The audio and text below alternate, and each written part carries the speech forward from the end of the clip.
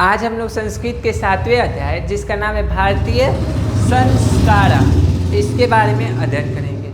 इसमें मुख्य रूप से भारत में मनाए जाने वाले संस्कार के बारे में बताया गया।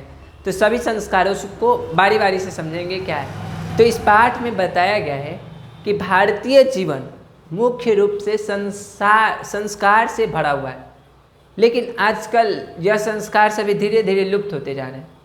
लेकिन विदेशों में रहने वाले जितने भी भारतीय हैं वे सभी इन संस्कारों को जानने में बहुत ही उत्कृष्टता रखते हैं, जानने की चेष्टा करते हैं आखिर ये संस्कार क्या है क्या नहीं। तो भारत में संस्कार का बहुत ही बड़ा महत्व होता है सभी के जीवनों में। भारत में बताया गया है कि समय समय पर मनुष्य के जीवन में होने वाले संस्कार मनुष्य के जीवन से उनके दोषों को निकालता है और सद्गुणों को, अच्छे अच्छे गुणों को उनके अंदर भरता है। इसलिए समय समय पर भारतीय जीवन में संस्कार मनाए जाते हैं। यहाँ पे ऋषियों का भी मानना प्राचीन जमाने में था कि भारतीय संस्कार से जीवन में समय समय पर मनाया जाना चाहिए। इसमें सभी लोग परिवार के एक साथ ही एक जगह जुट होते हैं, वेदों का जाप होता है, मंत्रों का जाप होता है, परिवार सभी वरिष्ठों का आशीर्वाद मिलता है, जिससे जीवन काफ़ी सुखमय होता है। तो इसी वे संस्कार के बारे में हम लोग आज पढ़ेंगे। तो मुख्य रूप से संस्कार 5 प्रकार के होते हैं और इस 5 प्रकार में अलग अलग संस्कार मनाए जाते हैं, उसको देखेंगे। तो कहा गया है संस्कार 5 प्रकार के होते हैं, लेकिन कुल संस्कारों की संख्या 16 है। कुल संस्कारों की संख्या 16 है। जन्म के पूर्व, जन्म होने से पूर्व ही 3 संस्कार मनाए जा चुके होते हैं, जो है गर्भाधान, इसमें माँ के गर्भ में बच्चे का स्थापना होता है। दूसरा है पुंसवन, इसमें कल्पना के आधार पर ऐसा माना जाता है कि बच्चे जो है माँ के गर्भ में खुशी खुशी रहे। और उसके बाद सीमंतोन्नयन, ये सभी संस्कार जन्म के पूर्व ही मनाए जा चुके होते हैं। और जब जन्म हो जाता है बच्चे का तब मनाया जाता है शैशव संस्कार। शैशव मतलब जन्म हो गया, उससे शिक्षा ग्रहण, जब बच्चा पढ़ना शुरू नहीं किया होता है उसके पहले तक जितने भी संस्कार मनाए जाते हैं वे सभी इसमें होते हैं, जिसका नाम है शैशव संस्कार। तो पूछता है शैशव संस्कार में कितने संस्कार मनाए जाते हैं? तो 6। कौन कौन?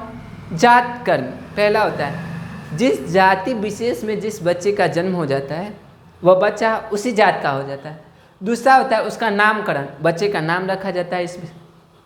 तीसरा होता है बाहर निकलना, उसको घर से बाहर निकाला जाता है। देखना जब नए मतलब जब घर में बच्चे का जन्म होता है तो उसको तुरंत ही बाहर नहीं निकाला जाता, कुछ 1 महीना 1.25 महीना के बाद घर वाले उसको घर से बाहर निकालते हैं। उसके बाद होता है अन्न का भोजन। आजकल कुछ लोग 6 महीने के बाद मतलब बच्चों को अन्न ग्रहण कराते हैं, पानी हो गया, चावल दाल, ये सब 6 महीने बाद, तो उसी को कहते हैं अन्न ग्रहण। तब तक वह दूध पे ही जिंदा रहता है।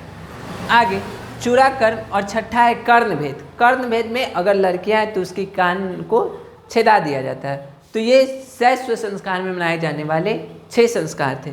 ठीक, आगे बढ़ते हैं तो दिखा जाता है शिक्षा अवस्था। जब बच्चा शिक्षा ग्रहण करना स्टार्ट करता है तो उसमें 5 संस्कार मनाए जाते हैं।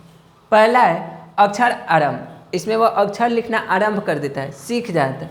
फिर होता है उपनयन। उपनयन संस्कार में शिक्षक के द्वारा शिष्य को अपने घर लाकर उसको शिक्षा दिया जाता है।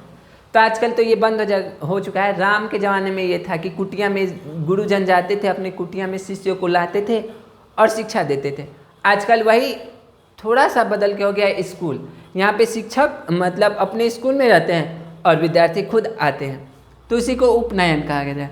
वेदारंभ मतलब वेद पढ़ना ये लोग वहीं सीख चुके हैं। प्राचीन जमाने में वेदों की ही शिक्षा सबसे महत्वपूर्ण मानी जाती थी। उसके बाद है केशांत, मतलब सबसे पहले मुंडन उसका इसी समय होता है। इस केशांत का नाम गौदान भी मिलता है किसी किसी मतलब बुकों में। समावर्तन संस्कार, इस संस्कार में शिक्षक जब बच्चे का पूरा हो जाता है शिक्षा तो उसे उसके घर भेज देते हैं आशीर्वाद देकर और कुछ बातें बताकर, जैसे जीवन में सत्य बोलना, धर्म की रक्षा करना, हमेशा सत्य बोलना, सत्य की राह पर चलना इत्यादि। उसके बाद होता है एक गृहस्थ जीवन। अब यहाँ गृहस्थ संस्कार मनाए जाते हैं एक, जिसका नाम है विवाह संस्कार। न कहते हैं बच्चा बिगड़ रहा है, इसकी शादी कर दो, यह अपना घर गृहस्थी संभालेगा। तो याद रखना गृहस्थ जीवन में एक ही संस्कार मनाए जाते हैं जिसका नाम है विवाह संस्कार। आगे एक ही संस्कार होता है गृहस्थ जीवन में। आगे एक आता है मरने के बाद एक संस्कार मनाया जाता है जिसका नाम है अंतोष्टित संस्कार। इसे शॉर्ट फॉर्म में समझ सकते हो कि मरने के बाद एक अंतिम संस्कार भी मनाया जाता है।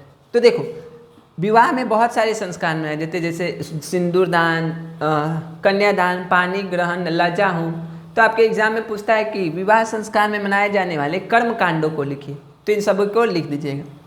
ब्याह होगा, फिर ब्याह के बाद जन्म होगा, उसका मतलब जन्म होगा ना, फिर वही संस्कार पूरे चलते रहते हैं। इसी प्रकार भारतीय जीवन संस्कार से पूरा का पूरा भरा पड़ा है।